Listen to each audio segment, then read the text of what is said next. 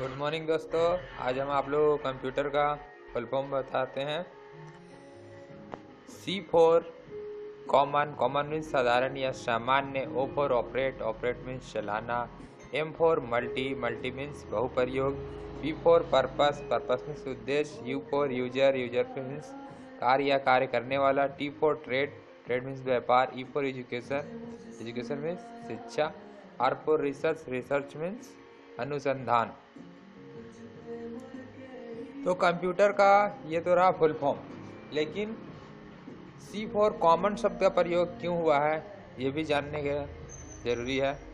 तो कंप्यूटर में C4 common शब्द का प्रयोग इसलिए किया गया है क्योंकि कंप्यूटर को कोई भी सामान्य या साधारण व्यक्ति चला सकता है, जैसे वो बड़ा हो, छोटा हो, पढ़ा लिखा हो या ना पढ़ा लिखा हो।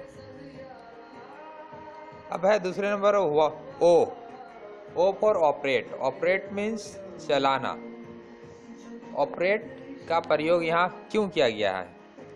O फॉर ऑपरेशन शब्द का भी प्रयोग किसी में किया जाता है, तो ये मैं दोनों का अर्थ बता देता हूँ। O फॉर ऑपरेट, तो O फॉर ऑपरेट शब्द का प्रयोग इसलिए किया गया है क्योंकि एक से अधिक कार्य करने वाले कोई भी मशीन को चलाने वाले को ऑपरेटर कहा जाता है, इसलिए O फॉर ऑपरेट। और O फॉर ऑपरेशन शब्द का प्रयोग इसलिए किया जाता है क्योंकि कंप्यूटर का जो कार्य है बहुत ही तेजी से होता है और तेजी से करने वाले कार्य को ऑपरेशन कहते हैं। फिर है M फॉर मल्टी मीन्स बहुप्रयोग, यानी कंप्यूटर का प्रयोग बहुत सारे कार्यों में किया जाता है, इसलिए M फॉर बहुप्रयोग यानी कि मल्टी। उसके बाद है P फॉर पर्पस मीन्स उद्देश्य, यानी कंप्यूटर का प्रयोग जहाँ कहीं भी किया गया है किसी न किसी उद्देश्य की पूर्ति के लिए किया जाता है, इसलिए P फॉर पर्पस शब्द का प्रयोग किया गया है।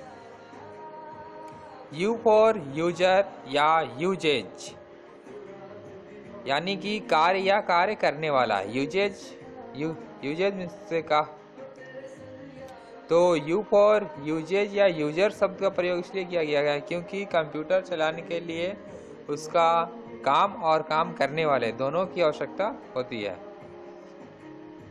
T फॉर ट्रेड मीन्स व्यापार, तो T फॉर ट्रेड शब्द का प्रयोग इसलिए किया गया है क्योंकि विश्व में यानी कि संसार में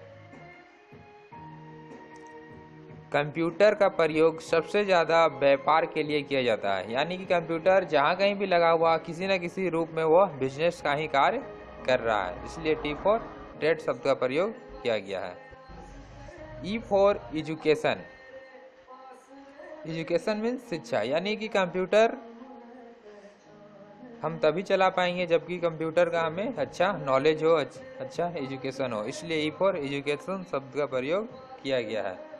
अब R फॉर रिसर्च मीन्स अनुसंधान या खोज करना या दोबारा खोज करना, तो R फॉर रिसर्च शब्द का प्रयोग इसलिए किया गया क्योंकि कंप्यूटर रिसर्च करने का कार्य करता है और ये खुद भी रिसर्च होकर बना है। तो अब यह अलग अलग डिवीजन में रिसर्च करने का कार्य करता है। तो आपको यह वीडियो कैसे लगा बताइएगा और शेयर अवश्य कीजिएगा। Thank you.